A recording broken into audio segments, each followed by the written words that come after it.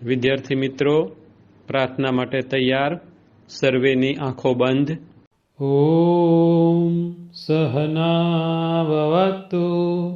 સહનો ભુનક્તુ સહ વીર્યં કરવાવહે તેજસ્વી નાવધીતમસ્તુ મા વિદ્વિષાવહે. ઓમ શાંતિ શાંતિ શાંતિ. Friends, if you rest, you rust. Remember this. ભાવિ ડૉક્ટર મિત્રો નમસ્કાર. બધાને ડૉક્ટર બનવાનું છે એટલા માટે ભાવિ ડૉક્ટર મિત્રો કહ્યા છે. આપ સર્વે વિદ્યાર્થી મિત્રોનું આજે 11th સ્ટાર્ટ થઈ રહ્યું છે. ઓફિશિયલી સિલેબસ છે એ જ આપણે સ્ટાર્ટ કરી રહ્યા છીએ. આપણે અત્યારે પાઠ નંબર 8 જોશું. કોષ જીવનનો એકમ, cell unit of life. It is a unit. આપણું આખું જે બોડી છે, શરીર છે, એની અંદર ઘણા બધા કોષો છે. પણ મિત્રો અમુક સજીવો એવા પણ હોય છે દુનિયા ઉપર કે જેમનું શરીર એ જેમનો એક કોષ હોય. તો આવા જેટલા સજીવો એને એક કોષી સજીવ કહેવાય. હું અહીંયા લખું છું કે દુનિયામાં એક કોષી સજીવો પણ હોય છે. એક કોષી સજીવ કે જેનું બોડી એક જ કોષનું બનેલું છે, એક સેલનું બનેલું છે. બેક્ટેરિયામાં આવશે. બેક્ટેરિયા એટલે જીવાણુ. ઇંગ્લિશ અને ગુજરાતી બંને આપણે થોડુંક સમજતા જશું. આ નીટમાં આપણને ખૂબ કામ લાગવાનું છે. પછી અમીબા અને પેરામિશિયમ ને યુગ્લિના ને આવા બધા. આનો દેહ એક કોષ હોય.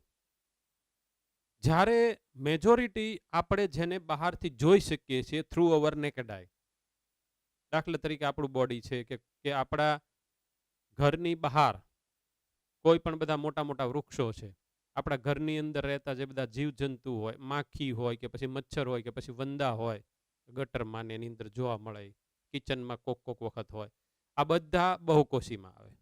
તો એક કોષી સજીવ પછી બીજા બહુકોષી સજીવ. હેલું છે બહુકોષી સજીવ. એના થોડા ઘણા એક્ઝામ્પલ કીધા. આ બધું 8મા ધોરણમાંથી તમારે આવી ગયું હોય. ફંડામેન્ટલ વસ્તુ છે. હવે વસ્તુ એ છે કે કોષ સજીવનો એકમ, પાયાનો એકમ. આપણે 8, 9, 10માં કોષની વ્યાખ્યા ભણતા આવ્યા. સજીવનો રચનાત્મક અને કાર્યાત્મક એકમ એટલે કોષ. રચનાત્મક એટલે શું? તો કે આપણા બોડીને કન્સ્ટ્રક્ટ કરે છે, બાંધે છે, રચના કરે છે. આપણું બોડી આવું છે. સાપ તમે જોઈ લો તો એને ઉપાંગો નથી, હાથ પગ એને નથી. એવી રીતે તમે જો પક્ષી જોવો તો એના પગ ખાલી 2 જ હશે. આપણામાં જેમ 2 હાથ અને 2 પગ, કુલ 4 ઉપાંગો, એવી રીતે પક્ષીમાં ખાલી 2 જ હશે.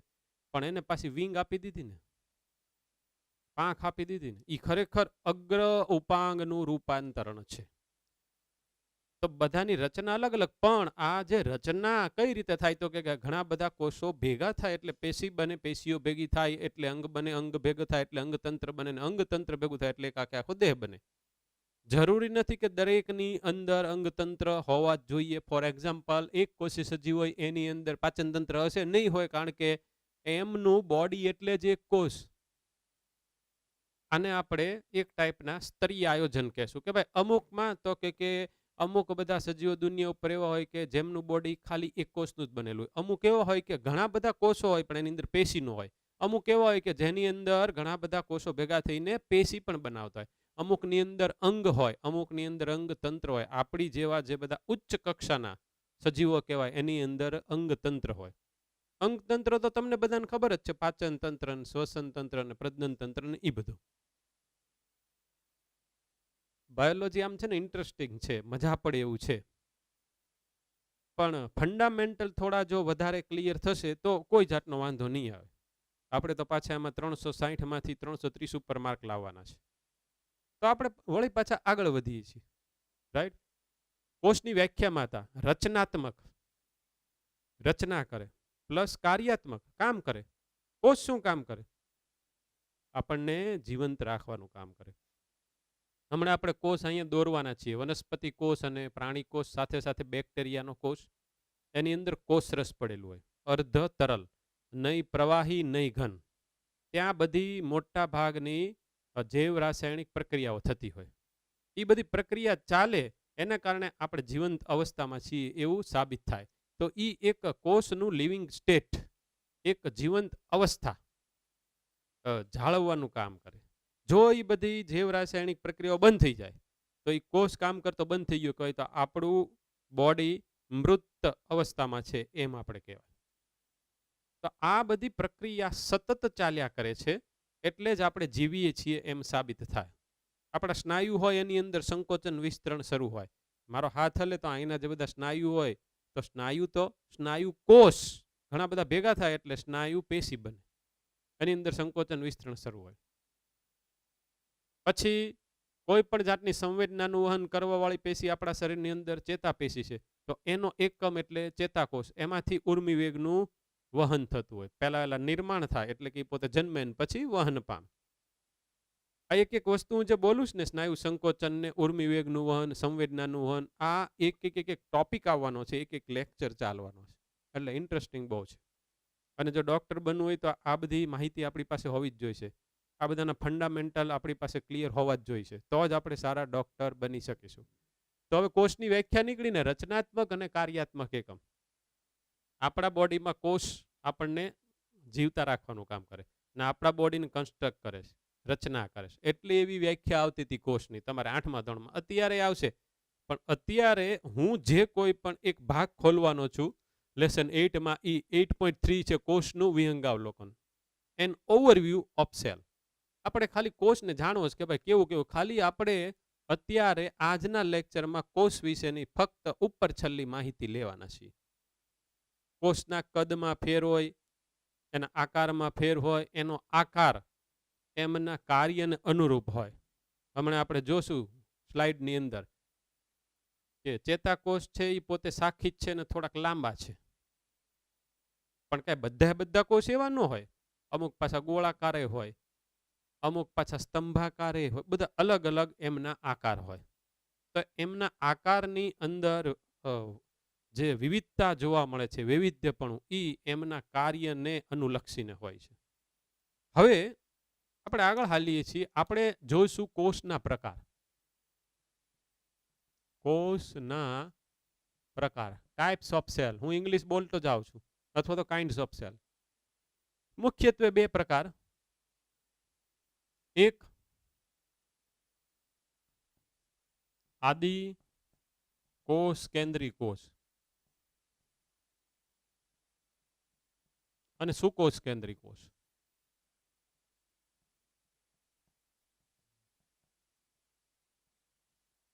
બે પ્રકારના કોષ હોય. મોટા ભાગના જે બધા બહુકોષી સજીવો છે એ સુકોષ કેન્દ્રી કોષ. એક કોષી સજીવો છે એ આદિકોષ કેન્દ્રી હોઈ શકે અને સુકોષ કેન્દ્રી હોઈ શકે. અમીબા સુકોષ કેન્દ્રી કોષનું ઉદાહરણ છે, અને બેક્ટેરિયો આપણે જેને જીવાણુ કહીએ આદિકોષ કેન્દ્રી કોષનું ઉદાહરણ છે, પણ બંને એક કોષી છે. યાદ રાખજો મિત્રો, અમીબા છે, પછી પેરામીશિયમ છે, આ બધા સુકોષ કેન્દ્રી કોષ છે. જ્યારે તમે કોઈ પણ બેક્ટેરિયાનું નામ લઈ લો, એક્ઝામ્પલ તરીકે ઇસ્ચેરિશિયા કોલાય, કે પછી આપણને ઓલો ટાઇફોઇડ રોગ કરે એ સાલ્મોનેલા ટાઇફી, એ બધા આદિકોષ કેન્દ્રી કોષ. તો હવે આપણે મેઇન ડિફરન્સ સમજવાનો કે આદિકોષ કેન્દ્રી કોષ કોને કહેવાય અને સુકોષ કેન્દ્રી કોષ કોને કહેવાય. એટલે કે જો આપણને એક વાતનો ખ્યાલ આવી જાય કે આ કોષના પ્રકાર કઈ બાબતને ધ્યાનમાં રાખીને પાડવામાં આવ્યા છે, તો આપણને ખબર પડી જાય ને. શરૂ છે ને પાછું આપણે જે બોલીએ છીએ એ મારે જોવું પડે, તો આપણને ખ્યાલ આવી જાય ને. તો એ જે બાબત છે ને, એ બાબત હું અત્યારે તમારી સામે મૂકવાનો નથી. એ આ બે વસ્તુ તમે ભણ્યા પછી ઓટોમેટિકલી તમને ખ્યાલ આવી જશે, ઓકે, કે આ બાબતને ધ્યાનમાં રાખીને કોષના 2 આપણે પ્રકાર પાડ્યા છે. હું તમને એમ કહું કે અત્યારે મારી સામે જે મને અત્યારે બધા જોઈ રહ્યા છો, મારું લેક્ચર સાંભળી રહ્યા છો, એ જેટલા સસ્તન વર્ગના પ્રાણીઓ છે એમના મારે પ્રકાર પાડવા.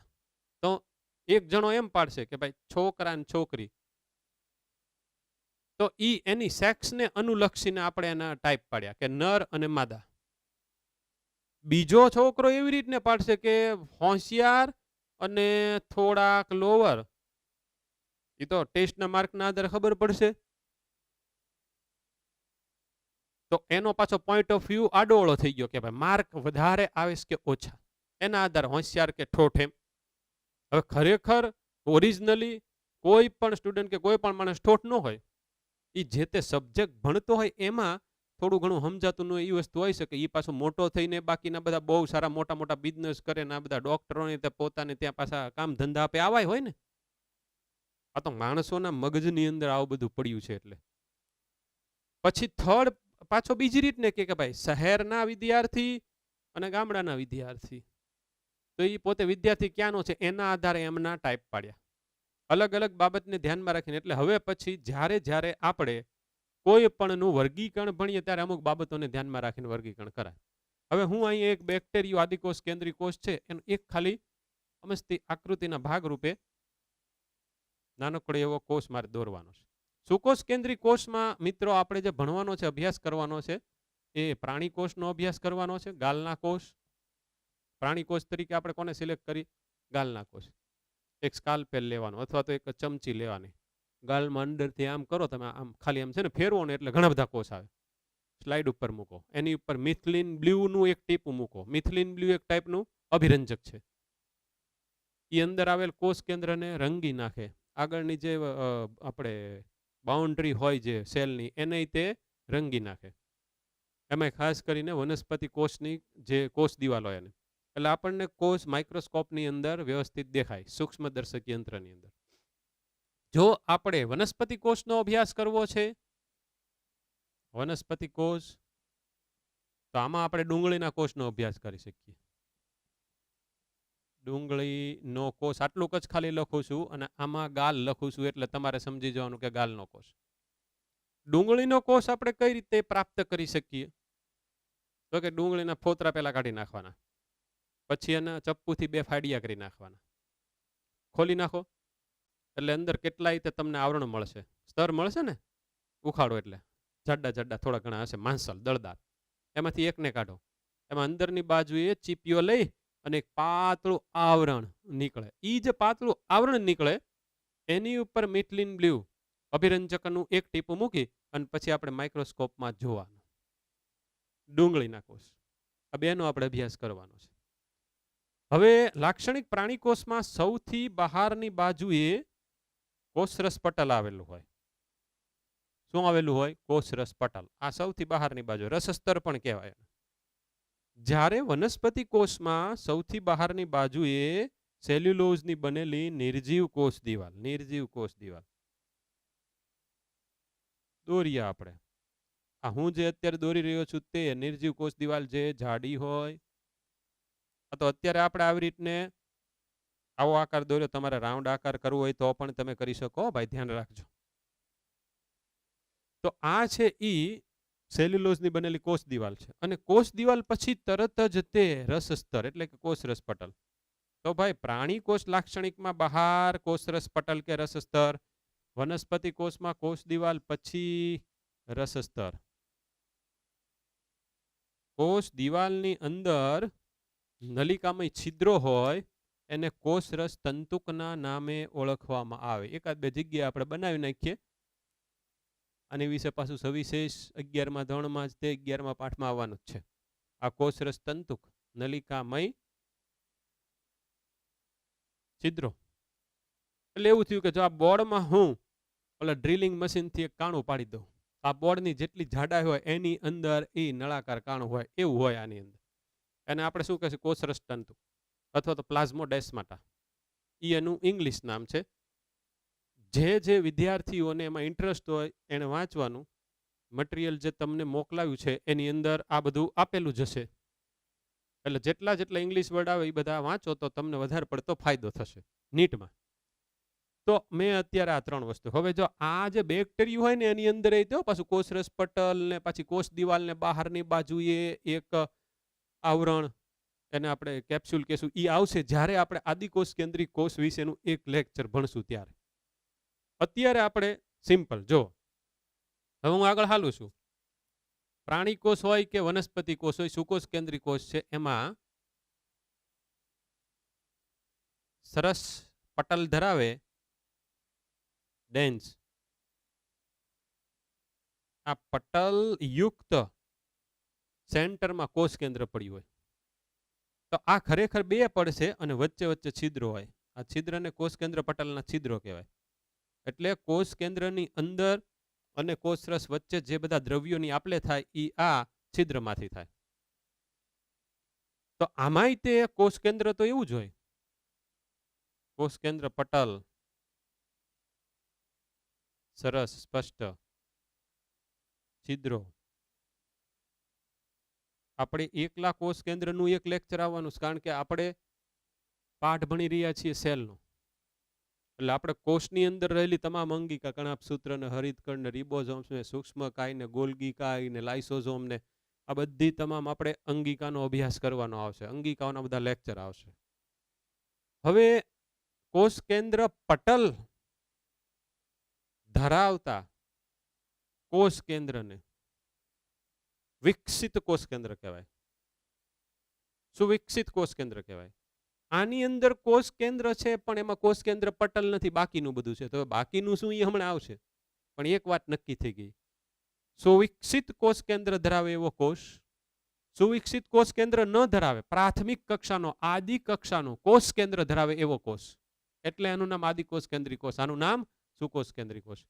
તો થોડોક તો ડિફરન્સ તમને ખબર પડી ગઈ કે સુકોષ કેન્દ્રિક કોષ હોય એનું જે કોષ કેન્દ્ર હોય એમાં કોષ કેન્દ્ર પટલ હોવું જોઈએ. આની અંદર એવું કોષ કેન્દ્ર પટલ હોય નહીં.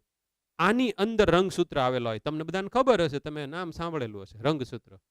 રંગસૂત્ર હું અહીંયા દોરું છું કે રંગસૂત્રની રચના કેવી હોય, એ આપણને કેવા દેખાય.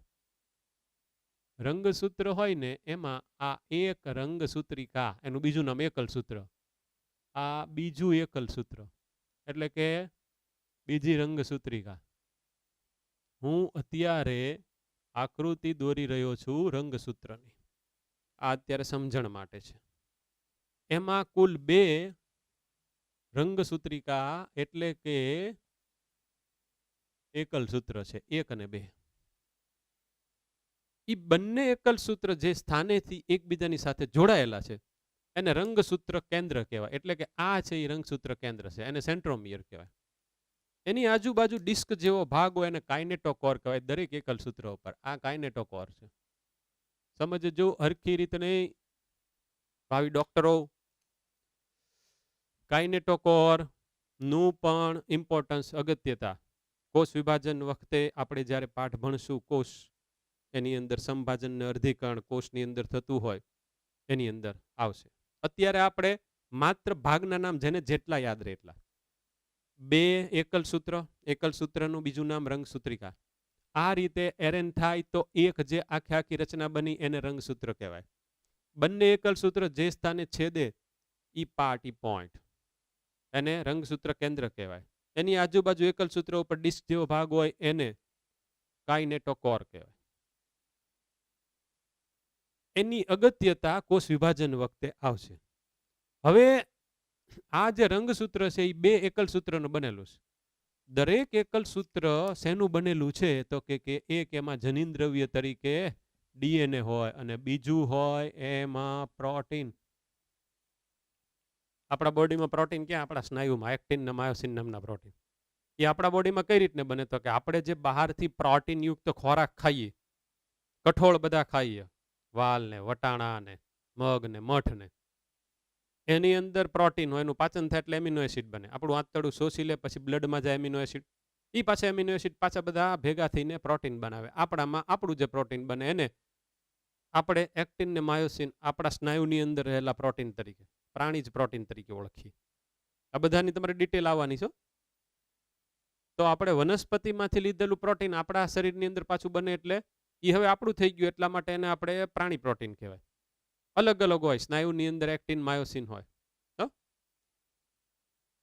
આપણું જે કંકાલ છે, બાહ્ય કંકાલ, આ વાળનું બનેલું, નખનું બનેલું, એની અંદર તે પ્રોટીન હોય. Keratin protein. તો યાદ રાખો કે રંગસૂત્રમાં મુખ્યત્વે રંગસૂત્ર જેનું બનેલું છે એ ડીએનએ અને પ્રોટીન. એમાંથી ડીએનએ ની હું આકૃતિ દોરું છું. ડીએનએ ની ફિગર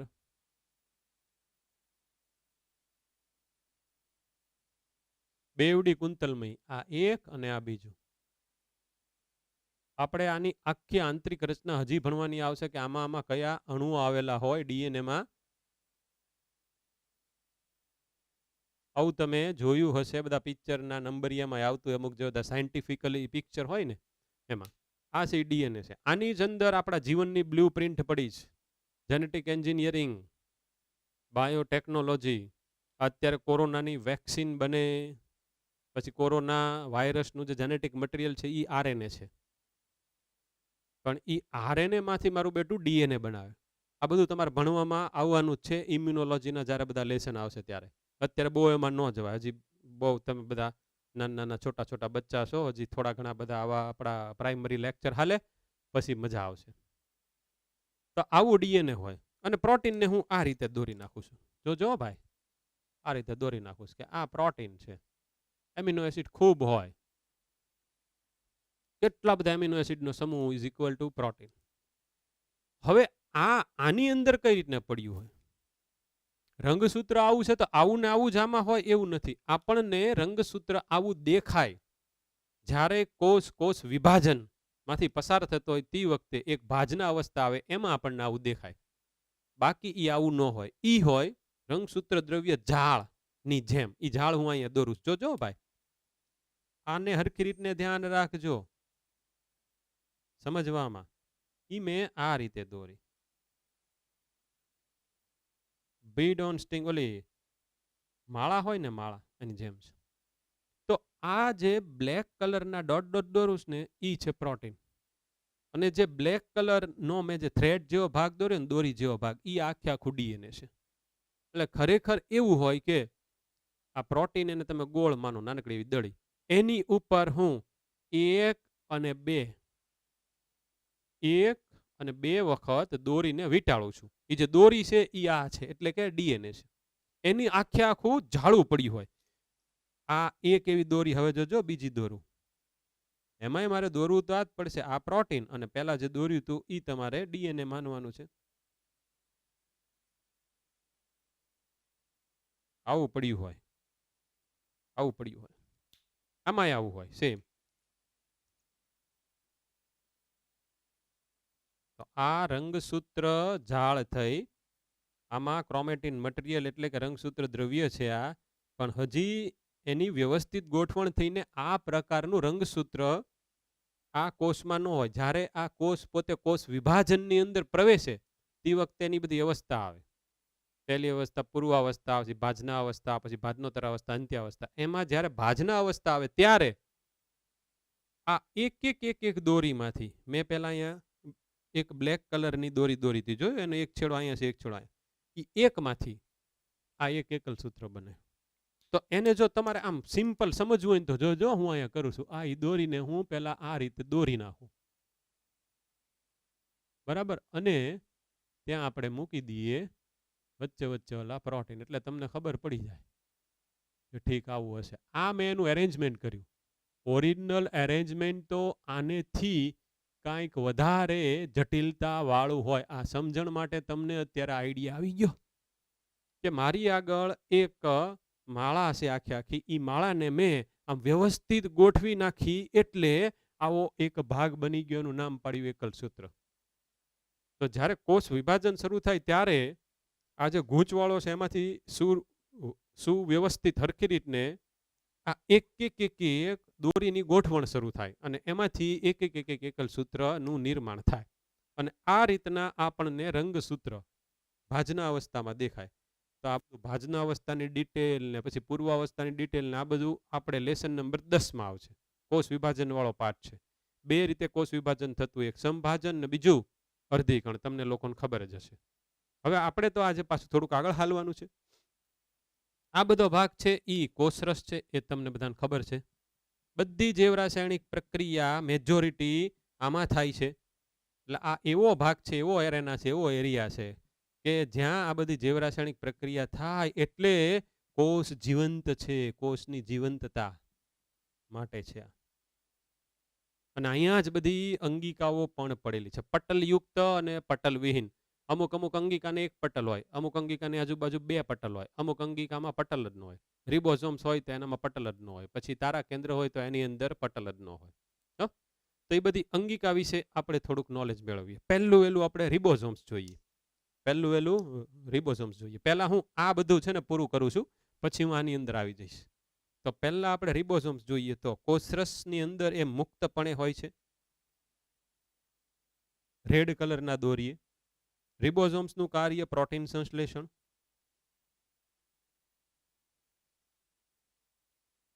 આનું કાર્ય શું છે? પ્રોટીન બનાવવાનું છે. રિબોઝોમ્સ એકલા વિશે પણ આપણે 10 કે 15 મિનિટ આગળના લેક્ચરની અંદર ચર્ચાઓ બધી કરવાની છે. પછી અંતઃકોષરસ જાળ, કોષરસની અંદર પડેલી આવી નલિકામય રચનાઓ.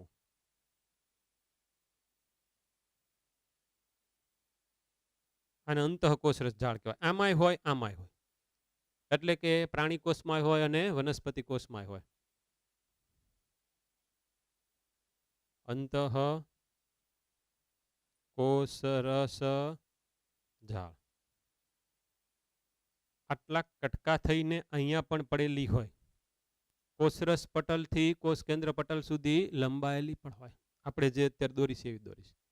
એમાં જે અંતઃકોષરસ જાળ ઉપર રિબોઝોમ્સ હોય, એટલે કે રિબોઝોમ્સ કોષરસમાં હોય અને અંતઃકોષરસ જાળ ઉપર હોય, એને કણિકામય અંતઃકોષરસ જાળ કહેવાય.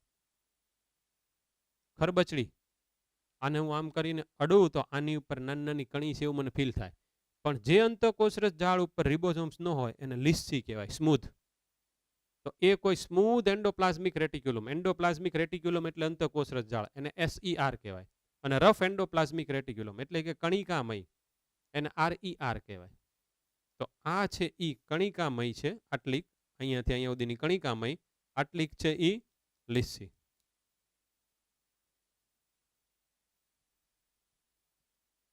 લીસ્સી લખી નાખી. ઓલાની ઉપર કણી કણી જેવું છે એટલે કણિકામય.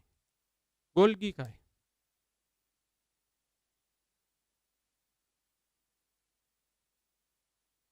એને આ રીતે આપણે દોરાય. અને લાઇસોઝોમ, એને આ રીતે દોરશું. લાઇસોઝોમ આત્મઘાતી અંગિકા છે. લાઇસોઝોમ તૂટ્યું એટલે આ કોષનું પાચન થઈ જાય. અંદરથી ઉત્પન્ન થયેલા બધા જ તે ઉત્સેચકો આ કોષનું પાચન કરવા માટે સક્ષમ, એટલે એને આત્મઘાતી અંગિકા કહે. આમાંય હોય, આમાંય આપણે દોરી નાખીએ ગોલ્ગી કાય ને એવું, એટલે આપણને કાંઈ વાંધો ન આવે. એક એક એક એક બબ્બે બબ્બે દોરાય આપણે. આ એક ગોલ્ગી કાય, 2 જેટલા લાઇસોઝોમ. સૂક્ષ્મ કાય પણ હોય, એક એવી નાનકડી એવી રચના. પછી એક પેરોક્સિઝોમ નામની રચના. એ બધું આપણે જ્યારે પાછા વનસ્પતિના પાઠ ડિટેલમાં ભણશું ત્યારે આવવાનું જ છે. એટલે હું એ બધી જ અંગિકા દોરતો નથી, અમુક અમુક બધી અગત્યની છે, ખૂબ મોટી રસધાની. આટલીક જ મોટી હું અત્યારે અહીંયા દોરી શક્યો, પણ વનસ્પતિ કોષની અંદર રસધાની ખૂબ વધારે પડતી જગ્યા રોકેલી હોય. તમે એમ માની લો કે 70% કે એની કરતાં વધારે, એટલે કેટલી બધી મોટી છે. આખા સેલમાં આમ જોઈએ તો દેખાયા, પણ અત્યારે આપણે લાક્ષણિક કોષ ભણવાનો છે એટલે આપણે આ રીતે એની આકૃતિ દોરી રહ્યા છીએ. રસોડું, કોષનું રસોડું, આરો ખોરાક બનાવે એ પરિઘીય વિસ્તારમાં સામાન્ય રીતે કદમાં મોટી હોય અંગિકા, પટલવાળી અંગિકા છે. રિબોઝોમ પટલ વગરની છે. આ જે ગ્રીન કલરની કે જે વનસ્પતિ કોષ પૂરતી મર્યાદિત, આનું નામ છે હરિતકણ. આનું નામ છે હરિતકણ. CO2 H2O નો ઉપયોગ કરી અને ખોરાક બનાવે, એટલે કે ગ્લુકોઝ બનાવે. એટલે એને કોષનું રસોડું પણ કહેવામાં આવે છે. અને કોષનું શક્તિઘર, આ જે ખોરાક બન્યો ગ્લુકોઝ, એને તોડીને એમાંથી ઉર્જા મુક્ત કરે, ઈ કણાભ સૂત્ર. ઈ આની જેટલી મોટી ન હોય, ખાસ ધ્યાન રાખવાનું. અમુક અમુક જે બધી અગત્યની અંગિકાઓ હતી મેં અહીંયા અત્યારે તમારી સામે દોરી નાખી. આની વાત કરીએ તો આની અંદર એ તે કણાભ સૂત્ર પ્રાણી કોષમાં તો છે જ. ગોલ્ગી કાય, લાઇસોઝોમ પણ દોરાઈ ગયા છે. પેરોક્સિઝોમ પણ એની અંદર હોય. એક તારા કેન્દ્ર છે, એના 2 એકમો હોય, એકબીજાને કાટખૂણે ગોઠવાયેલા હોય. કોષ વિભાજન વખતે આની અગત્યતા છે. આની આજુબાજુ પણ પટલ ન હોય, અને આ જે છે એટલે કે તારા કેન્દ્ર તે ફક્ત પ્રાણી કોષમાં જોઈએ, વનસ્પતિ કોષમાં ન હોય, એમાં ન હોય. તમને હવે બીજી એક નવાઈની વાત કહું કે આ જે રિબોઝોમ્સ છે ને, એ રિબોઝોમ્સ કણાભસૂત્રમાંય હોય અને રિબોઝોમ્સ હરિતકણમાં હોય. તો હારું રિબોઝોમ્સનું સ્થાન કોષમાં ક્યાં ક્યાં થયું? કોષરસમાં થયું, અંતઃકોષ રસજાળ ઉપર થયું, પછી કણાભસૂત્રમાં થયું, હરિતકણમાં થયું, અને હજી કહું રિબોઝોમ્સ કોષ કેન્દ્ર પટલ ઉપર પણ ચોંટેલા હોય. આકૃતિમાં હું મૂકી દઉં એટલે હવે તમને કાંઈ વાંધો નહીં. આ બાબત, આ નોલેજ આગળ ઉપર આપણે જ્યારે કોષ કેન્દ્ર ભણીશું તે વખતે આવશે. કોષ કેન્દ્ર પટલ ઉપર આપણે રિબોઝોમ્સને ચોંટાડી દઈએ તો કુલ 5 જગ્યાએ હોય. આપણને એમ ક્વેશ્ચન આવે, નીટવાળા પૂછે કે લાક્ષણિક પ્રાણી કોષમાં રિબોઝોમ્સ ક્યાં ક્યાં જોવા મળે છે? તો પહેલો જે આન્સર હોય ને, આન્સર એની અંદર લખ્યું હોય કણાભસૂત્ર, હરિતકણ, અંતઃકોષરસ જાળ, પછી કોષ કેન્દ્ર પટલ અને કોષરસ. મેજોરિટી છોકરા આ સિલેક્ટ કરીને આવે. ક્વેશ્ચન શું હતો? લાક્ષણિક પ્રાણી કોષમાં ક્યાં જોવા મળે? પ્રાણી કોષની અંદર હરિતકણ ન હોય. એટલે આના જવાબમાં શું આવે? કોષરસ, કણાભસૂત્ર, અંતઃકોષરસ જાળ, કારણ કે અંતઃકોષરસ જાળ આમાંય હોય, અને કોષ કેન્દ્ર પટલ. આની અંદર આપણે અંતઃકોષરસ જાળ હાલો દોરી જ નાખીએ. આમ તો હું બોલ્યો તો પણ દોરી નાખીએ તો વધારે તમને બધાને મજા આવશે.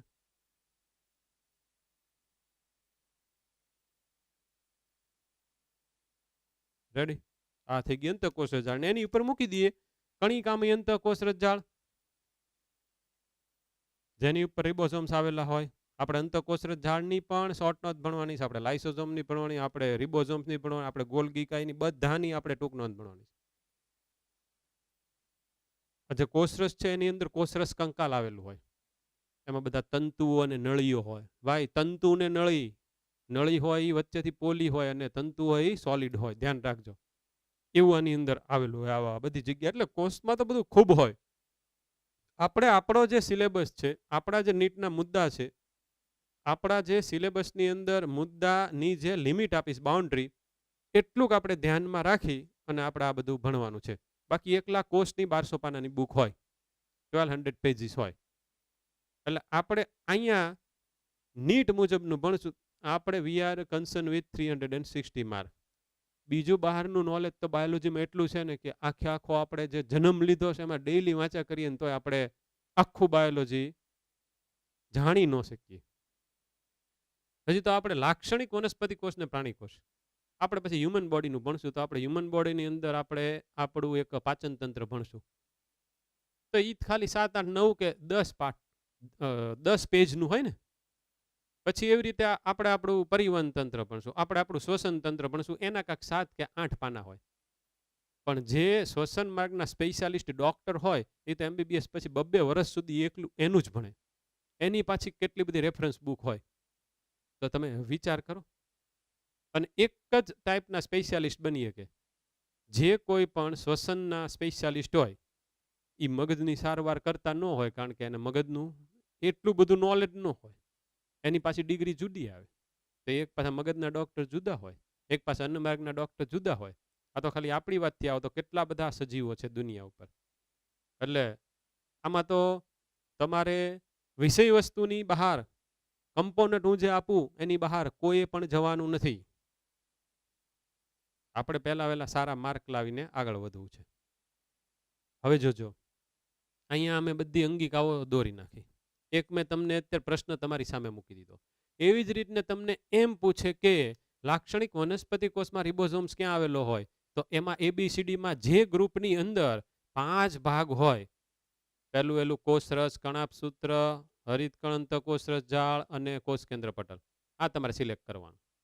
પણ 4 માંથી આ 5 સમૂહ વાળો એક ઓપ્શન જ નથી, તો કાંઈ વાંધો નહીં. 5 માંથી માનો કે કોષ કેન્દ્ર પટલ નો બાકીના 4 ભાગ હોય ઈ આપેલા હોય, તો આપણે ઈ સિલેક્ટ કરવાનું. હજી જો ખાલી 3 ના જ સમૂહ હોય તો આપણને તો ખબર છે કે રિબોઝોમ્સ કુલ 5 સ્થાને આવેલા છે. તો એમાંથી ઈ લોકોને માનો કે 3 સ્થાન ના આન્સર આપવા છે. દાખલા તરીકે એમ કે લાક્ષણિક વનસ્પતિ કોષમાં નીચેનામાંથી ક્યાં રિબોઝોમ્સ આવેલા હોય? એ પહેલું એ. એની અંદર મૂક્યું હોય લિસ્યંત, કોષરસ જાળ, રસધાની અને કણાભસૂત્ર. બી ની અંદર મૂક્યું હોય કોષ કેન્દ્ર, લાઇસોઝોમ અને હરિતકણ. સી ની અંદર મૂક્યું હોય કોષરસ, હરિતકણ અને કણાભસૂત્ર. આ જવાબ આછો થઈ ગયો. અને પછી ડી ની અંદર મૂક્યું હોય કોષરસ, હરિતકણ અને કોષ દિવાલ. તો આમાં ખાલી 3 ના સમૂહ આપ્યા. એક જ વસ્તુ, એક જ નોલેજ આપણને ખબર છે. હવે એ લોકો ગમે એવી રીતને ક્વેશ્ચન પૂછે. ક્વેશ્ચન બીજો, નીચેનામાંથી રિબોઝોમ્સ માટેનું કયું વાક્ય સાચું છે? રિબોઝોમ્સ માટેનું કયું વાક્ય? મેં અત્યારે તમને રિબોઝોમ્સનું સ્થાન કીધું 5 જગ્યાએ. ઈ પોતે પ્રોટીન સંશ્લેષણમાં મદદ કરે છે કીધું, અને ઈ પોતે પટલ વગરની અંગિકા છે ઈ કીધું. 3 અત્યારે મેં તમને એના મુદ્દા તમારી સામે મૂક્યા છે. હવે આપણને ક્વેશ્ચન કેવો પૂછ્યો? રિબોઝોમ્સ માટે નીચેનામાંથી કયું વાક્ય સાચું? તે કોષ દિવાલ ઉપર જોવા મળે છે. સાચું કે ખોટું? ખોટું. તે પ્રોટીન સંશ્લેષણનું કાર્ય કરે છે. સાચું. તે કોષ કેન્દ્રની અંદર આવેલું હોય છે. ખોટું. તે એક પટલ વાળી અંગિકા છે. તે એક પટલમય અંગિકા છે. ખોટું. તમને નવાઈ લાગશે કે આવા તો કેટલા બધા ક્વેશ્ચન. હવે હું તમને થોડું ઘણો પાછો ક્વેશ્ચન ફેરવી નાખું. નીચેનામાંથી કઈ જોડ સાચી? નીચેનામાંથી કઈ જોડ સાચી? એમાં પહેલી વેલી સાચી જોડ, રિબોઝોમ્સ ડેશ પ્રોટીન સંશ્લેષણ, હરિતકણ ડેશ પ્રોટીન સંશ્લેષણ, કણાભસૂત્ર ડેશ પ્રકાશ સંશ્લેષણ. તો ખરેખર પ્રકાશ સંશ્લેષણ તો હરિતકણ કરે છે. આવશે ને? રંગસૂત્ર ડેશ આરએનએ, એમાં ડીએનએ અને પ્રોટીન આવેલા હોય. તમને ખબર પડી જાય. આવા તો કેટલા બધા એમસીક્યુ બને મિત્રો. એક એક લેક્ચરમાંથી 200 200 500 500 એમસીક્યુ બની શકે અલગ અલગ રીતના. નોલેજ આવી ગયું, વાત થઈ ગઈ પૂરી. હવે તમને એમસીક્યુ ના જવાબ આમનામ આવડી જશે. બાયોલોજીમાં આ બહુ મોટી મજા છે. રોજે રોજ આપણે આ ભણી અને પાછા રોજે રોજ આપણે 50 એમસીક્યુ ની બુક સોલ્વ કરવાનું, એવું બધું નથી કરવાનું. હમણાં જ્યારે લેક્ચર પૂરું થશે ત્યારે થોડાક એમસીક્યુ આમાંથી તમને સોલ્વ કરાવવાના જ છીએ. એ સ્લાઇડમાં આવી જશે. આપણે 5-10 મિનિટ એના માટે ફાળવી જ છે. એટલે આજના લેક્ચરમાં તમારે ખૂબ ધ્યાન રાખવાનું. હવે હું આવું છું. આવ્યું ને આદિકોષ કેન્દ્રિક કોષ? તો ભાઈ જેનામાં કોષ કેન્દ્ર પટલ છે એવું કોષ કેન્દ્ર ધરાવતો કોષ સુકોષ કેન્દ્રિક કોષ. તો જેનું કોષ કેન્દ્ર વિકસિત છે. તો આનામાં વિકસિત કોષ કેન્દ્ર નથી એટલે હું ઈ બરાબર સમજી લ્યો. આની અંદર કોષ કેન્દ્ર પટલ ન હોય તો શું હોય? તો કે આ જે ડીએનએ છે ને, એ ડીએનએ ને મેં જે અહીંયા કાળી અને ભૂરી દોરીના સ્વરૂપે દોર્યું છે, એવું અહીંયા કાળી દોરીના સ્વરૂપે હું દોરી નાખું. ધ્યાન રાખજો વ્યવસ્થિત. ડીએનએ દોરી નાખ્યું અને ઈ આમ છૂટું ન પડી જાય એટલે એને હોલ્ડિંગ એબિલિટી, એને પકડ આપવા માટે થઈને પ્રોટીન હોય. પણ જેમ આમાં વ્યવસ્થિત મણકો હતો બીડોન સ્ટ્રિંગ, એમ આમાં વ્યવસ્થિત ન હોય. તો આખું આ ડીએનએ ગુચ્છાની જેમ વચ્ચે વચ્ચે બધા પ્રોટીનના અણુ, આજુબાજુ કોષ કેન્દ્ર પટલ છે જ નહીં. તો જે કોઈ પણ કોષ કેન્દ્રમાં કોષ કેન્દ્ર પટલ જ ન હોય એને આદિ કોષ કેન્દ્ર કહેવાય. અને આ આદિ કોષ કેન્દ્ર ધરાવે એવા કોષને આદિ કોષ કેન્દ્રિક કોષ કહેવાય. આમાં જીવાણુ એટલે કે બેક્ટેરિયાનો અભ્યાસ કરવાનો આવે. તો આ જીવાણુનું કોષ કેન્દ્ર આવું હોય. આને જ તમે જીવાણુનું રંગસૂત્ર પણ કહી શકો, બેક્ટેરિયલ ક્રોમોઝોમ પણ કહી શકો. તો આ મેં એક તમારી સામે જીવાણુની આકૃતિ મૂકી. હજી તો અહીંયા કોષરસ હોય, આની અંદર રીતે રિબોઝોમ્સ હોય.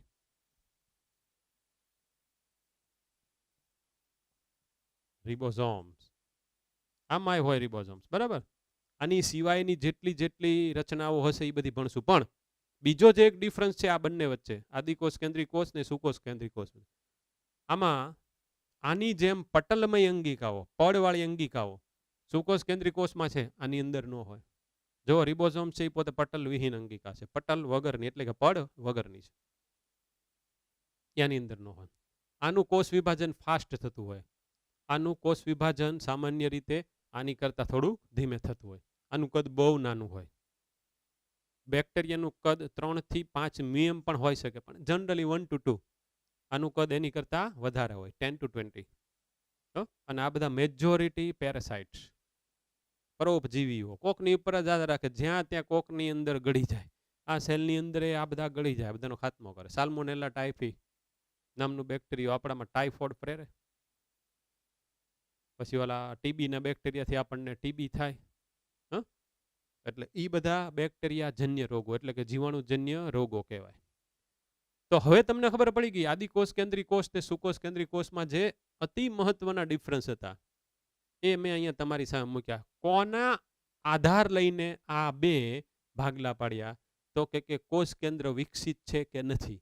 જેનું કોષ કેન્દ્ર વિકસિત સુકોષ કેન્દ્રી, જેનું અલ્પ વિકસિત આદિકોષ કેન્દ્રી. કોષ કેન્દ્ર વિકસિત કોને કહેવાય? જેમાં કોષ કેન્દ્ર પટલ હોય. વિકસિત ન હોય એવું આદિ કક્ષાનું કોને કહેવાય? કોષ કેન્દ્ર પટલ ગેરહાજર હોય. બીજો મેં જે તમને આ બધો ડિફરન્સ કીધો એ તમારા નોલેજ માટે રાખવાનો છે, આગળ ઉપર ગમે ત્યારે કામ લાગશે. બુકમાં આવું બધું લખેલું નહીં હોય. બુકમાં તો એક ખાલી કોષ કેન્દ્ર પટલ વાળી જ વાત હશે. એટલે બાકીનું બધું આ નોલેજ અત્યારે તમારે સાથે સાથે તમારા માઇન્ડમાં નાખતા જવું પડશે. ઓકે, કોષોના આકાર અને કદ હમણાં આપણે જોશું, પણ હું એક અહીંયા કોષ દોરું છું, સુકોષ કેન્દ્રી કોષ દોરીશ એટલે તમને બધાને ખબર પડી જશે. કયો કોષ છે? શાખિત છે. ચેતાકોષ ઉર્મિવેગ સંવેદનાનું વહન કરે તો એનો આકાર આવો થયો. પણ જો આપણે રક્તકણ દોરીએ ઉપરથી જોઈએ તો ગોળાકાર, એ પોતે દ્વિઅંતરગોળ છે એટલે આ ખાડો છે, ખાડો. એટલે જો સાઈડમાંથી જોઈએ ને, હા, ઓલી બે રકાબી ઊંધી ગોઠવી ન દીધી હોય, દ્વિઅંતરગોળ કહેવાય. બે રકાબી ઊંધી ગોઠવી દીધી એકબીજાની ઉપર, આમ તો ખાડો પડે ને. રક્તકણ આવા છે. પછી જો તમે શ્વેતકણ જુઓ ને તો અનિયમિત આકારના છે શ્વેતકણ, ઇરેગ્યુલર ઇન શેપ. પછી જલવાહિની જેવો તો ઈ આમ ઇલોંગેટેડ, લંબાયેલી, પોઇન્ટેડ બંને છેડે જલવાહિની. આમાંથી પાણીને ક્ષારનું વહન થાય. હમણાં આપણે આ બધાની આકૃતિ જોઈએ તો એમના કાર્ય કયા છે એ મુજબ આમાંથી ઉર્મિવેગનું વહન થવાનું છે એટલે આવું જવું જોઈએ. પછી આપણો સ્નાયુકોષ હોય નળાકાર હોય, એમાં સંકોચન વિસ્તરણ થવાનું છે. તો આપણે અલગ અલગ પ્રકારના કોષની આકૃતિ પણ જોશું, રાઈટ. હવે આ બે અહીંયા અત્યારે તમારી સામે મેં કોષ મૂક્યા છે. જો આપણે આ બંનેનો ડિફરન્સ કરીએ એટલે કે પ્રાણી કોષ અને વનસ્પતિ કોષનો, તો એ ડિફરન્સ બહુ ઇઝીલી તમે કરી શકો. તમને હું અત્યારે ખાલી 30 સેકન્ડ આપું છું, તમારે ફટાફટ વિચારી લેવાનું કે આ મેં તમને અત્યારે ટિપિકલ થોડીક અંગિકાઓ અંદર મૂકીને તમારી સામે કોષના વિહંગાવલોકનમાં જેટલા મુદ્દા આપ્યા છે એ મુજબનું અહીંયા બોર્ડ વર્ક કરીને મૂક્યું છે, એ મુજબનું. હવે તમારે 30 સેકન્ડમાં પ્રાણી અને વનસ્પતિ કોષના ડિફરન્સ કરવાના છે. શાંતિથી માઇન્ડમાં કરી નાખો. હું તમને 30 સેકન્ડ આપું છું, ત્યાં સુધી હું બ્રેક લઉં છું 30 સેકન્ડનો.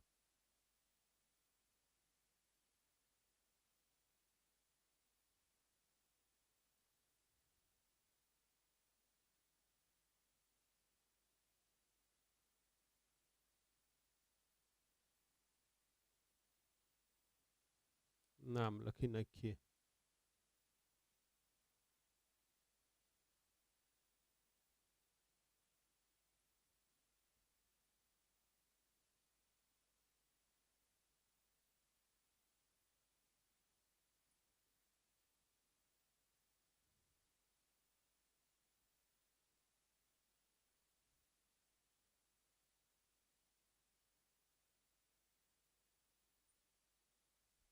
થર્ટી સેકન્ડ થઈ. કણાભ સૂત્ર, પાવર હાઉસ ઓફ સેલ, કોષનું શક્તિઘર. એટીપી નામનો અણુ બનાવે, એની અંદર ઉર્જાનો સંગ્રહ થયો હોય. હવે તફાવત તો હું અહીંયા કરું છું જેટલાના માઇન્ડમાં આવ્યા. લાક્ષણિક પ્રાણી કોષમાં તારા કેન્દ્ર હોય, આમાં ન હોય. વનસ્પતિ કોષમાં કોષ દિવાલ હોય, આમાં ન હોય. હરિત કણ વનસ્પતિ કોષમાં હોય, આની અંદર ન હોય. પેલા આટલા તો ડિફરન્સ થઈ ગયા. રિબોઝોમ્સ વનસ્પતિ કોષમાં 5 જગ્યાએ અને પ્રાણી કોષમાં કેટલી જગ્યાએ? 4 જગ્યાએ, કારણ કે આની અંદર હરિત કણ નથી. રસધાની વનસ્પતિ કોષમાં હોય, પ્રાણી કોષમાં ન હોય. જો કોક પ્રાણી કોષમાં રસધાની હોય તો બહુ નાના કદની હોય, આમાં જનરલી ખૂબ મોટા કદની હોય રસધાની. આપણે એકલી રસધાનીની ટૂંક નોંધાવવાની, આપણે એકલું કોષ કેન્દ્ર ભણવાનું, આપણે હરિત કણનું એક લેક્ચર, આપણે કણાભ સૂત્રનું એક લેક્ચર, આપણે ગોલ્ગી કાઈને લાઇસોઝોમનું એક લેક્ચર, આપણે અંતઃકોષરસ જાળ આવશે, આ બધું આપણે ભણવાનું આવશે. ઈ આપણો લેસન છે. એટલે આપણે અત્યારે આજે આટલાક લેક્ચરની અંદર માત્ર આપણે કામ શું કર્યું ખબર છે? આજે પાઠમાં બધી વસ્તુ ભણવાની છે, એના જે હેડિંગ છે એ બધા હેડિંગ જ મેં અહીંયા બાંધ્યા છે. હેડિંગ જ બાંધ્યા છે. પણ એક અભિગમ કે નીટ એ શું છે, તો કઈ નીટ એ એટલી બધી મોટી વસ્તુ નથી, પણ જે વસ્તુ તમે ભણ્યા છો એને કઈ રીતે કોમ્પ્લિકેશન કરીને પૂછે છે, it is NEET. Physics physics જ રહે, પછી કેમિસ્ટ્રી કેમિસ્ટ્રી જ રહે, અને બાયોલોજી બાયોલોજી જ રહે. કોઈ પણ જગ્યાએ દુનિયામાં જઈએ, કોઈ પણ ટીચર હોય કે કોઈ પણ બુક હોય, એમાં પ્લાન્ટ સેલ એટલે કે વનસ્પતિ કોષમાં સૌથી બહાર નિર્જીવ કોષ દિવાલ હોય, આવું જ લખેલું હોય. અને બધા સાહેબો ભણાવતા જ હોય, સેલ્યુલોઝની બનેલી. ભણાવવું કઈ રીતને તમારી સામે મૂકવું, એ એક રજૂઆત બધા જ સાહેબની અલગ અલગ હોવની રીતને. પણ વર્ષોથી અનાદિકાળથી આપણને ખબર છે કે પેન અને આપણું બોર્ડ ભણાવવાની સાચી એક ટેકનિક વિકસાવે છે, સરળ રીતે આપણા માઇન્ડમાં જાય છે. હવે તમે એક વસ્તુ બીજી કે દરેક વિદ્યાર્થી, મારી પાસે 4 અલગ અલગ રંગની પેન છે ને, બ્લેક, બ્લુ, રેડ, ગ્રીન, એવી રીતને તમારે માર્કેટમાંથી ખરીદી લેવાની. બને તો ઓલી જેલવાળી આવે છે એવી. બધાએ એક બોર્ડ વર્કની બુક બનાવવાની છે, એટલે કે એક ચોપડો. એ એક તમારો એક બોર્ડ વર્કનો ચોપડો. ફર્સ્ટ પેજ ઉપર તમારે આવી રીતને જ લખવાનું, લેક્ચર ફર્સ્ટ, 8મો પાઠ છે, એમાં 8.3 છે આ કોષનું વિહંગાવલોકન. આ મેં જે અહીંયા તમારી સામે બોર્ડ વર્ક કર્યું, આનો સીધો ફોટો તમારી પાસે વોટ્સએપમાં આવી જશે, તમારા મોબાઈલ, તમારા ડિવાઇસની અંદર આવી જશે. એ તમને તમારા મેન્ટર ટીચર મોકલશે, આપણી જે શાળાની એપ છે એના થ્રુ આવી જશે. બરાબર. હવે તમારે શું છે કરવાનું, તો કે એ આવે એટલે તરત જ તમારે આ બોર્ડ વર્ક ઉતારવા માંડવાનું. મેં જે રીતને કર્યું એ રીતને તમારે જોઈને તમે બોર્ડ વર્ક ઉતારજો. તમારી જે બોર્ડ વર્ક બુક છે એમાં કલરની પેનનો યુઝ કરીને બોર્ડ વર્ક ઉતારો ત્યારે મગજ ખુલ્લું હોવું જોઈએ. જ્યારે તમે અહીંયા લખો કે આદિકોષ કેન્દ્રિકોષ, એટલે તમારા માઇન્ડમાં ખ્યાલ આવવો જોઈએ કે આમના કોષ કેન્દ્રમાં કોષ કેન્દ્ર પટલ નથી. ખાસ યાદ રાખજો. આ લખો ત્યારે તમારા માઇન્ડમાં ફટાફટ એવા બધા વિચાર આવવા જોઈએ કે આને કોષ કેન્દ્ર પટલ છે. આખું તમે બોર્ડ વર્ક, આકૃતિ દોરવાની, બધા નામ લખવાના. આ કોષરસ પટલ, એક કઈ નામ લખવાનો નહોતો પણ મેં લખી નાખ્યા અત્યારે બધા. બાકી તમારે યાદ રાખવાના મારી સાથે સાથે. આ તમે બંને આકૃતિ દોરી નાખી વ્યવસ્થિત. હવે આખું બોર્ડ વર્ક એક વખત જુઓ કે આમાં સાહેબે કયા કયા મુદ્દામાં શું શું કીધું. આ તમે જોયું તો એમાં તમને એટલો ખ્યાલ આવી ગયો કે ઓકે, સાહેબે એમ કીધું કે એકલ સૂત્ર 2 હોય, આવી રીતે જોડાય એટલે રંગસૂત્ર બને. દરેક એકલ સૂત્રની અંદર ડીએનએ અને પ્રોટીન, એ પાછું કઈ રીતને હોય, તો કે પ્રોટીનની ઉપર વીંટળાયેલું ડીએનએ હોય એવી રીતને હોય. અને એ પછી એવી રીતને વ્યવસ્થિત પેક થાય કે આવું એક એકલ સૂત્ર બની જાય. બાદના અવસ્થામાં કોષ વિભાજન, સાહેબે કીધું કે કોષ વિભાજન વાળો પાઠ આવશે ત્યારે આનું પાછું આપણે ડિટેલ જોશું, એટલે આમાં બહુ નહીં જવાનું. કોકને આ રેડ કલર ને આ ડિસ્ક જેવા ભાગનું નામ યાદ ન આવે, કાઇનેટોકોર, કાંઈ વાંધો ન આવે, તો અત્યારે એની આપણે જરૂર નથી. પણ અત્યારે રંગસૂત્રની જરૂર છે. તમને એ વાતની તો ખબર પડી ગઈ કે આવી ટાઈપનું રંગસૂત્ર જ્યારે કોષ પોતે કોષ વિભાજનવાળી અવસ્થામાં હોય ત્યારે જ દેખાય. બાકી તો આવા ગૂંચવાળા જ પડ્યા હોય, આપણે જેને રંગસૂત્ર ઝાડના નામે ઓળખીએ. પણ એનું બંધારણ તો આપણને ખબર છે કે એમાં ડીએનએ હોય ને પ્રોટીન હોય. ડીઓક્સિરીબોઝ ન્યુક્લિક એસિડ, આની હિસ્ટ્રી છે. પોતે ગુણધર્મ એસિડિક છે, પોતે ન્યુક્લિયસમાંથી શોધાયો હતો, એટલે કે કોષ કેન્દ્રમાંથી. અને એના બંધારણમાં ડીઓક્સિરીબોઝ પ્રકારની શર્કરા છે, એટલે ડીઓક્સિરીબોઝ ન્યુક્લિક એસિડ. 3 શબ્દની હિસ્ટ્રી. આ બધું પાછું આપણે જ્યારે ડીએનએ આવશે વ્યવસ્થિત ત્યારે આને આપણે ઓપન કરશું. તો પાછા આપણે જ્યાં હતા ત્યાં આવી જઈએ. આટલી વસ્તુ થઈ પછી આપણે શું કર્યું, તો કે આપણે આપણું બોર્ડ વર્ક વ્યવસ્થિત જોઈ લીધું કે અહીંયા હતું, અહીંયા હતું. હવે તમારે જે હોમવર્ક કરવાનું છે, તમારે એક રફ કાગળ લેવાનો, એની અંદર તમારે જોયા વગર આ બોર્ડ વર્ક લખી નાખવાનું. એ એક તમારું હોમવર્ક છે, નંબર 1. નંબર 2, હરખી રીતને સમજી લેજો. આ દરેક બાયોલોજીના લેક્ચર પછી આ રીતે તમારે હોમવર્ક કરવાનું. હવે તમારે તમારા મટીરિયલમાં કોષનું વિહંગાવલોકન 8.3 મુદ્દો કાઢવાનો. એ વાંચવાનો, પહેલા 1, 2, 3, 4 લાઈન વાંચવાની, આંખ બંધ કરીને બોલવાની આ 4 લાઈન. ઓકે, આ બધા મુદ્દા મેં જે તમને સમજાવ્યા એમાંથી જશે. અમુક બધી ઇન્ફો છે. 4 લાઈન કરી નાખી, 4 લાઈન જોયા વગર લખી નાખી રફ પેજમાં. વળી પાછી બીજી 4 કે 5 લાઈન, પાછું આંખ બંધ કરીને યાદ કરવા આવ્યું, પાછું આપણે જોયા વગર લખી નાખ્યું. પાછી 4 કે 5 લાઈન, એમ માનો કે 10, 12 કે 15 કે 18 લાઈન આપી હોય, એમાં આપણે 4, 4, 5, 5, 6, 6, 7, 7 ના સમૂહ પાડવાના, પોતે પોતાની બુદ્ધિ કેટલી છે એને ધ્યાનમાં રાખીને, અને એ પછી જોયા વગર લખતા જવાના. આપણું હોમવર્ક થઈ ગયું. હોમવર્ક આ રીતે જ કરવાનું. જે કોઈ પણ વિદ્યાર્થી આ રીતે હોમવર્ક નહીં કરે, એટલે કે બેઠો ઉતારો કરશે અને પછી હું યાદ રાખી લઈશ, માર્ક નહીં આવે. જ્યાં તમારે લખવું હોય ત્યાં લખી લેજો, આ રીતે માર્ક નહીં આવે. માર્ક લાવવાની પદ્ધતિ આ જ છે સાચી. આ જે થઈ ગયું એ તમારું હોમવર્ક થઈ ગયું. તો એક બોર્ડ વર્કની સાથે સાથે જે થિયરી છે આ બંને તમારે એપની અંદર અપલોડ કરી દેવાના. ન થાય તો તમારે તમને જે બધા મોબાઈલ નંબર આપ્યા છે વોટ્સએપના, એની અંદર મોકલી દેવાનું. એટલે અહીંયા અમારા ડિપાર્ટમેન્ટ સુધી, એટલે કે બાયોલોજી ડિપાર્ટમેન્ટ સુધી તમારું હોમવર્ક આવી ગયું, પછી ચેકિંગ થઈ ગયું. હવે અમે જ્યારે હોમવર્ક ચેકિંગ કરશું તે વખતે અમને ખબર નહીં પડે કે આ એણે જોઈને લખ્યું છે કે પછી જોયા વગર લખ્યું છે. અમને તમારી પવિત્રતા ઉપર સંપૂર્ણપણે વિશ્વાસ છે, અને અહીંયાથી જે મુજબનું કહેવામાં આવે એ મુજબનું કરશો. હું તમને 110% ગેરંટી સાથે કહું છું કે તમને બધાને MBBSમાં એડમિશન મળી જશે. જેટલા વિદ્યાર્થીએ વિદ્યાપીઠના તમામ નિયમોનું પાલન કર્યું છે, દરેક બાબતમાં હોમવર્ક કઈ રીતને કરવું, લેક્ચરમાં કઈ રીતને ધ્યાન રાખવું, બધી બાબતનું, પછી ટેસ્ટ ને અંતે બધું, એ બધા MBBSમાં જાય જ તે. એ બધાને સફળતા મળે જ તે. અને એ જ કારણ છે કે આપણો MBBSમાં જવાનો રેશિયો કરીબ 50%ની આજુબાજુ અત્યારે પહોંચવા આવ્યો છે. એટલે અડધો વિદ્યાર્થી MBBSની અંદર એડમિશન લઈ રહ્યા છે, આવે એમાંથી ઓલમોસ્ટ વેરી હાઈ રેશિયો. પણ હજી અમે એવું વિચારીએ છીએ કે હજી બાકીના બધા પણ ધીમે ધીમે આ રીતે 100% કેમ ન આપી શકે. આળસ નડી જાય છે. એ બધા વિદ્યાર્થી પાછા અમને કહેતા હોય છે કે સાહેબ અમુક વખત આળસ નહીં કરતા વિદ્યાર્થી મિત્રો. એટલે આ રીતનું તમારું હોમવર્ક પછી તમારે અપલોડ કરી દેવાનું, અહીંયા આવી જશે. રાઈટ? જોયા વગર હોમવર્ક કરવું ખૂબ મહત્વનું, સમજીને હોમવર્ક કરવાનું છે. હવે આપણે બધી સ્લાઇડો જોઈ લઈએ છીએ.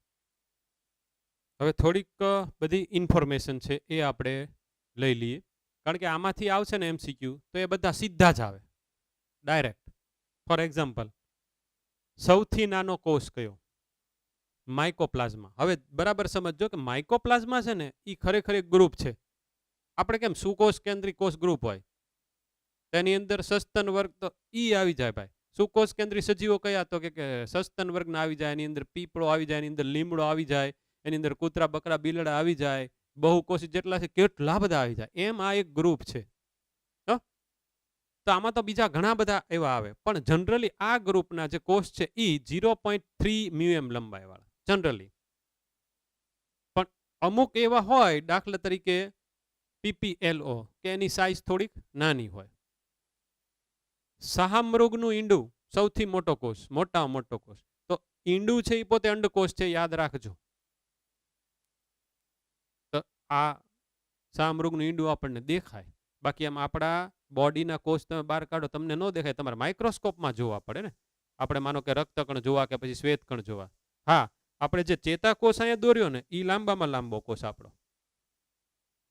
એની લંબાઈ વધારે, કારણ કે એનું કામ શું છે, એનું કાર્ય શું છે? ઉર્મિ વેગનું વહન કરવાનું, સંવેદનાનું વહન કરવાનું. એટલા માટે બીજું જોઈએ તો આમાં જુઓ, યાદ રાખવાનું છે, આની અંદર આળસ નહીં ચાલે.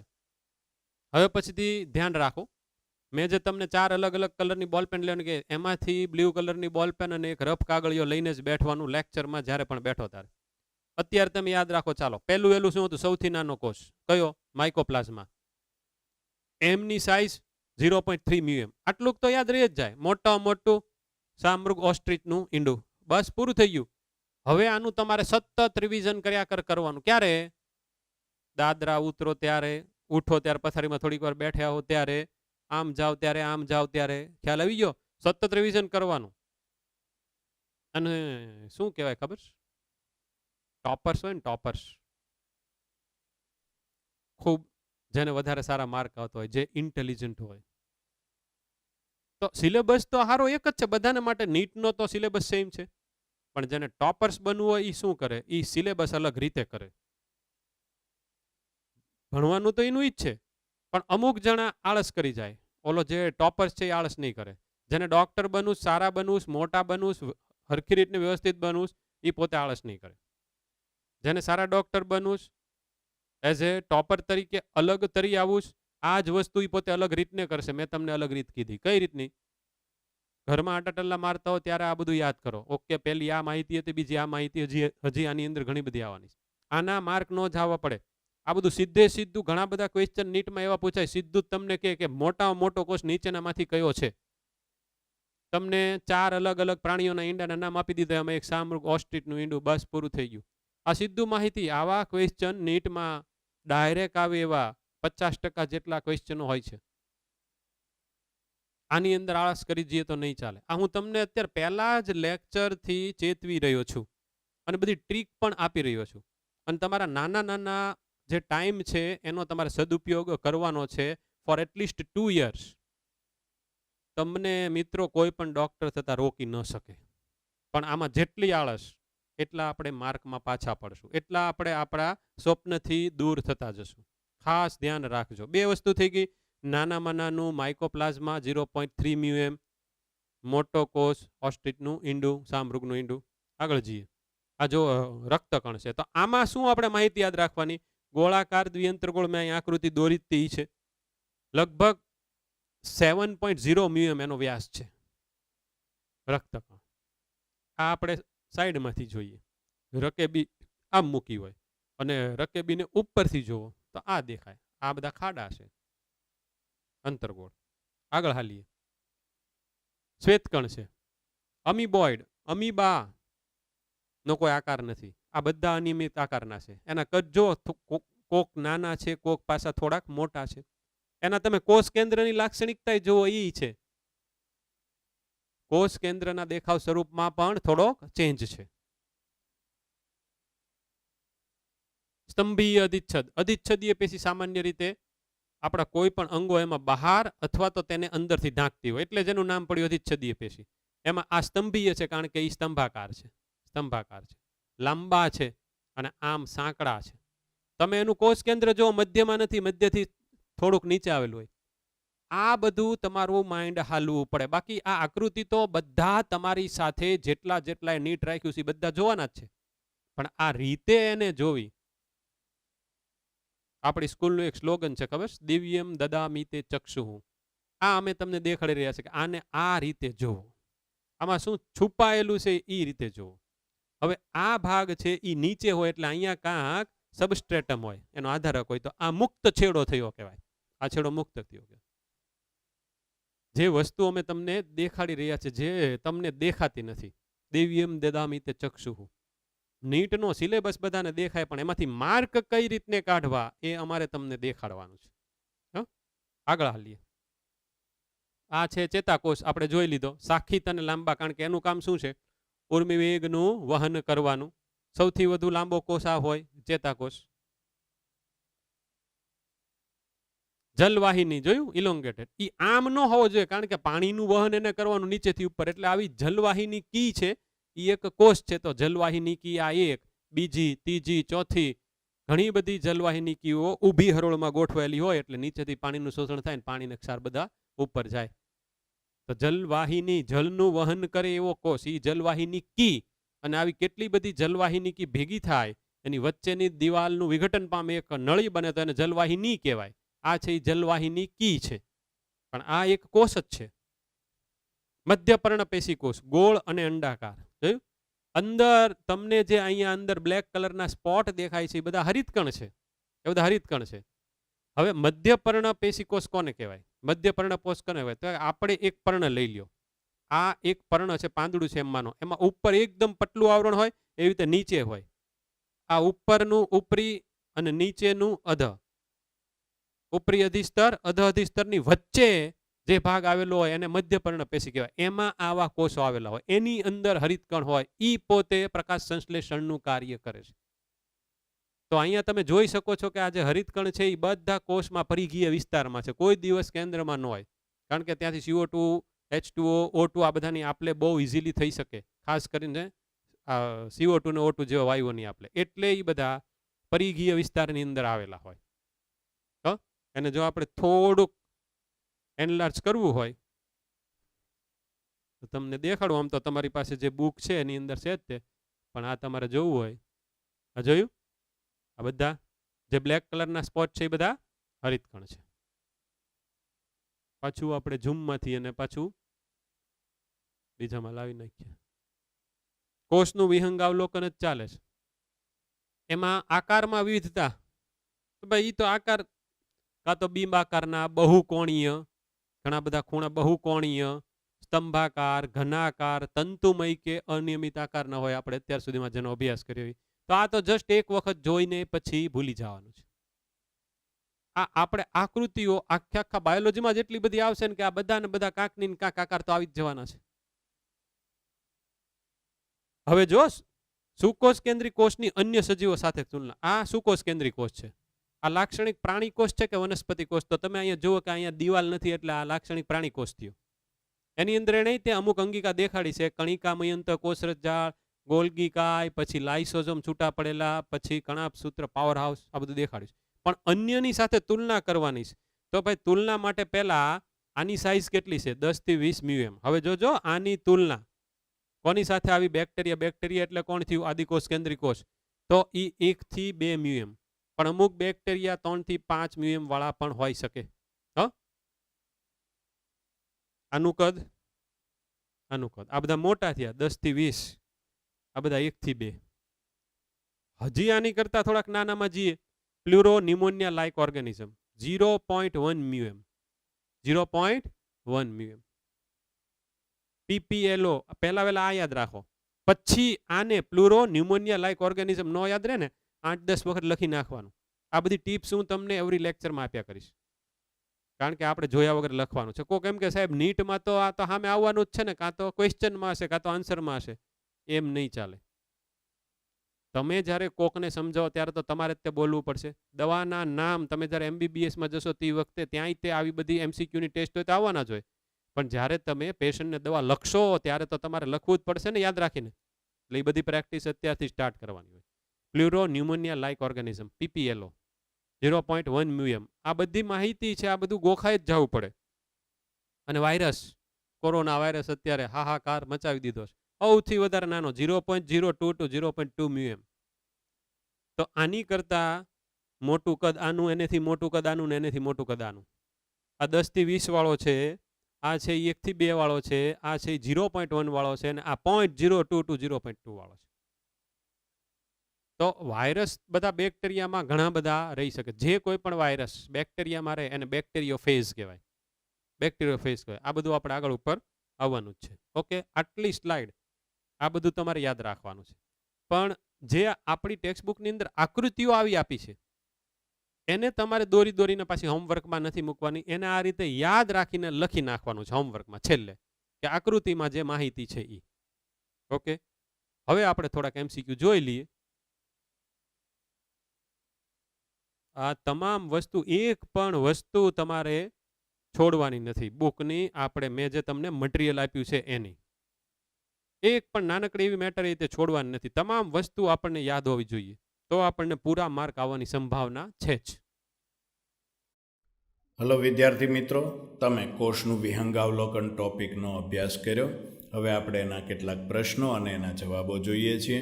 તમારે મારી સાથે જ પ્રશ્ન વાંચતો જવાનો છે, એના ઓપ્શન પણ તમારે વાંચતા જવાના છે, અને કયો એનો જવાબ હોય એ પણ એ 4 ઓપ્શનમાંથી નક્કી કરતું જવાનું છે. બરોબર ધ્યાનથી હવે આપણે પ્રશ્નોત્તરી જોઈએ. પ્રશ્ન: ડુંગળીનો કોષ ખાલી જગ્યા છે. ઓપ્શન A લાક્ષણિક પ્રાણી કોષ, B લાક્ષણિક વનસ્પતિ કોષ, C બેક્ટેરિયાનો કોષ, D લાક્ષણિક મધ્યપર્ણ કોષ. તો જવાબ B લાક્ષણિક વનસ્પતિ કોષ. ડુંગળીનો કોષ છે એ લાક્ષણિક વનસ્પતિ કોષ છે. લાક્ષણિક પ્રાણી કોષ તરીકે માનવીના ગાલના કોષો છે. નેક્સ્ટ પ્રશ્ન: એક કોષમાં સૌથી બહારની તરફ એક સ્પષ્ટ કોષ દિવાલ અને બરાબર તેની નીચે કોષરસ પટલ આવેલ છે, તો આ કોષ કયો હશે? બે વસ્તુ છે, સૌથી બહારની તરફ કોષ દિવાલ અને તરત જ એની નીચે કોષરસ પટલ. તો તમને ખ્યાલ આવી જવો જોઈએ કે પ્રાણી કોષ હોય એમાં કોષરસ જ હોય, કોષ દિવાલ હોતી નથી. તો ઓપ્શન વાંચીએ. એ રક્તકણ, બી ચેતાકોષ, સી શ્વેતકણ. હવે જો આ 3 છે એ પ્રાણી કોષો છે, માટે એમાં કોષ દિવાલ હોય નહીં. તો જવાબ ડી ડુંગળીનો કોષ એ વનસ્પતિ કોષ છે અને એમાં સૌથી બહાર કોષ દિવાલ અને તરત જ નીચે કોષરસ પટલ આવેલું હોય. તો જવાબ ડી. પછીનો પ્રશ્ન, કયા કોષમાં બહારની બાજુએ ફક્ત એક બાહ્ય પટલ કોષરસ પટલ જોવા મળે? પ્રાણી કોષ. જવાબ તો આવી જ જાય મગજમાં. ઓપ્શન વાંચો. માનવીના ગાલનો કોષ, હા, પણ જવાબ ઉતાવળમાં ટીક ક્યારેય નહીં કરવાનો. એ જવાબ ટીક નહીં કરી નાખવાનો, તરત જ બધા જ ઓપ્શન વાંચો. જો બી રક્તકણો, કે હા આ પણ શ્વેતકણો, હા. તો ABC ત્રણેયની અંદર બાહ્ય પટલ કોષરસ પટલ જ હોય, કે ત્રણેય પ્રાણી કોષો છે, માટે જવાબ આવે ડી. ABC ત્રણેય. એટલે ક્યારેય ઓપ્શન નક્કી કરવામાં ઉતાવળ નહીં કરવાની, જવાબ નક્કી કરવામાં બધા ઓપ્શન કેરફુલી, બહુ કાળજીપૂર્વક વાંચવાના. ઓકે. નેક્સ્ટ, પ્રત્યેક કોષની અંદર સઘન પટલયુક્ત રચના જોવા મળે તેને ખાલી જગ્યા કહે છે. કોષની અંદર સઘન પટલયુક્ત રચના, કોષ કેન્દ્ર, હા. પછી બી કોષ દિવાલ, કે નહીં, એ તો બહાર હોય. કોષરસ પટલ, એ પણ બહારની બાજુ હોય. કોષરસ અંદર હોય પણ પટલયુક્ત નથી, માટે જવાબ એ કોષ કેન્દ્ર. પછીનો પ્રશ્ન, કોષ કેન્દ્રમાં ખાલી જગ્યા જોવા મળે જેના બંધારણમાં ખાલી જગ્યા હોય છે. હવે આ બે અનુક્રમ પ્રમાણે જોતા જવાના. એ કોષ દિવાલ, જનીનિક દ્રવ્ય. જો વાંચો, કોષ કેન્દ્રમાં કોષ દિવાલ જોવા મળે, ના, તો એ ઓપ્શન નથી. બી કોષરસ કોષ દિવાલ, વાંચો ફરીથી. કોષ કેન્દ્રમાં કોષરસ જોવા મળે, કે ના, એમાં કોષ કેન્દ્ર રસ કહેવાય. ઓપ્શન સી કોષ કેન્દ્રમાં રંગસૂત્રો જોવા મળે જેના બંધારણમાં જનીનિક દ્રવ્ય DNA હોય છે. યસ, તો જવાબ સી છે. પણ ઓપ્શન ડી જોઈ લઈએ. કોષ કેન્દ્રમાં જનીનિક દ્રવ્ય જોવા મળે, હા જોવા મળે, પણ એના બંધારણમાં કોષ દિવાલ હોય છે કે ના? તો ઓપ્શન ડી પણ સાચો નથી. ઓપ્શન સી જવાબ રંગસૂત્રો અને જનીનિક દ્રવ્ય DNA. નેક્સ્ટ, બે વિધાન આપેલા છે, એ અને આર. બરાબર વાંચો. પહેલા, જે કોષમાં પટલયુક્ત કોષ કેન્દ્ર આવેલું હોય તેને યુકેરિયોટિક કોષ કહે છે. જે કોષમાં પટલયુક્ત કોષ કેન્દ્ર આવેલું હોય તેને યુકેરિયોટિક કોષ કહે છે. યસ, સાચું છે. બીજું, જે કોષમાં પટલ વિહીન કોષ કેન્દ્ર આવેલું હોય તેને પ્રોકેરિયોટિક કોષ કહે છે. એ પણ સાચું છે. તો ઓપ્શન એ આર સાચા. યસ. એ આર ખોટા કે ના? એ સાચું ને આર ખોટું નહીં. એ ખોટું આર સાચું નહીં. ઓપ્શન એ આર બંને સાચા છે. સુકોષ કેન્દ્રી કોષમાં કોષ કેન્દ્ર ઉપરાંત પટલમય સંરચનાઓ જોવા મળે છે તેને ખાલી જગ્યા કહે છે. સુકોષ કેન્દ્રી કોષમાં કોષ કેન્દ્ર ઉપરાંત પટલમય રચનાઓને શું કહેવાય? તો અંગ, ના. સજીવ, ના. અંગિકા, યસ. કાર્બનિક દ્રવ્ય, નહીં. જવાબ સી અંગિકા. પછીનો પ્રશ્ન, કઈ અંગિકા સુકોષ કેન્દ્રી અને આદિકોષ કેન્દ્રી એમ બે પ્રકારના કોષોમાં જોવા મળે છે? ગોલ્ગીકાય કે નહીં? એ પટલયુક્ત છે માટે આદિકોષ કેન્દ્રીમાં ના જોવા મળે. આ પ્રશ્ન વખતે યાદ આવી જવું જોઈએ કે આદિકોષ કેન્દ્રીમાં પટલયુક્ત અંગિકાઓનો અભાવ હોય છે અને સુવિકસિત કોષ કેન્દ્રનો પણ, એટલે કે પટલયુક્ત કોષ કેન્દ્રનો પણ અભાવ હોય છે. તો એ ગોલ્ગીકાય પટલયુક્ત છે, નહીં આવે. રિબોઝોમ્સ, યસ, રિબોઝોમ સુકોષ કેન્દ્રી, નાદિકોષ કેન્દ્રી બેયમાં જોવા મળે. નો ડાઉટ એના પ્રકાર અલગ હોય છે, પણ રિબોઝોમ જવાબ હોય. એના પ્રકારો તમે આગળ ઉપર ટોપિકમાં ભણશો. સી કણાભસૂત્ર, એ પણ પટલયુક્ત છે, માટે આદિકોષ કેન્દ્રીમાં ના જોવા મળે. લાઇસોઝોમ, એ પણ એક પટલયુક્ત છે, એ પણ ના હોય, માટે જવાબ બી રિબોઝોમ્સ. પછીનો પ્રશ્ન, કઈ અંગિકા કોષરસ, હરિતકણ, કણાભસૂત્ર અને કણિકામય અંતઃકોષરસ ઝાડ સાથે સંકળાયેલ છે?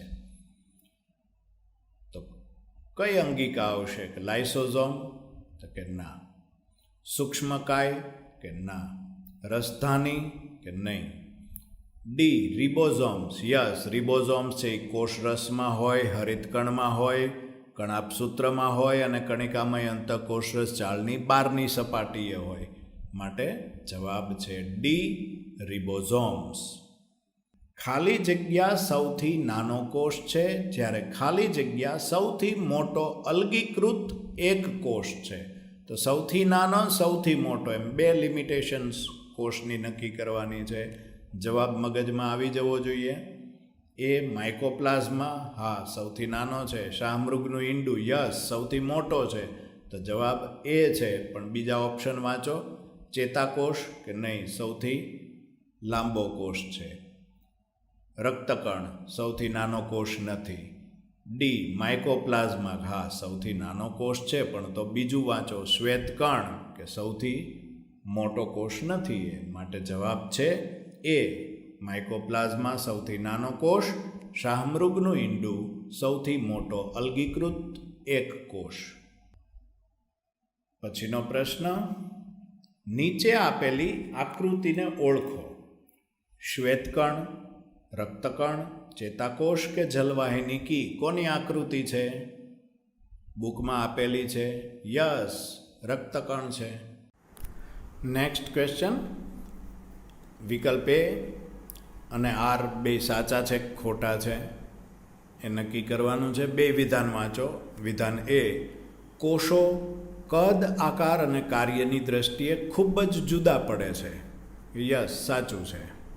કદ, આકાર અને કાર્યમાં ઘણી વિવિધતા હોય છે. જુદું જુદું કદ હોય છે, આકાર પણ એનો જુદો જુદો હોય છે, કાર્યો જુદા જુદા છે. રક્તકણો જુદું કામ કરે, શ્વેતકણો જુદું કામ કરે, ચેતાકોષ જુદું કાર્ય કરે, ઘણા બધા અલગ અલગ કાર્યો કરે. તો એ સાચું છે. આર, કોષોનો આકાર તેઓના કાર્યો અનુસાર જુદો જુદો હોઈ શકે છે. યસ, તો એ અને આર બે સાચા છે. ઓપ્શન એ આર સાચા. Yes, it is answer A R ખોટા, એ સાચું, આર ખોટું, એ ખોટું, આર સાચું, કે નહીં? જવાબ એ આર બંને સાચા છે. તો આવા પ્રશ્નો બરાબર ધ્યાન રાખો, ટોપિક તૈયાર કરો. આ પ્રકારના પ્રશ્નો પૂછી શકાય. બહુ જ સરળતાથી તમે એના જવાબ આપી શકો. બરાબર વાંચો, યાદ રાખો અને બરાબર સારી રીતે એના જવાબ આપો. Okay, thank you.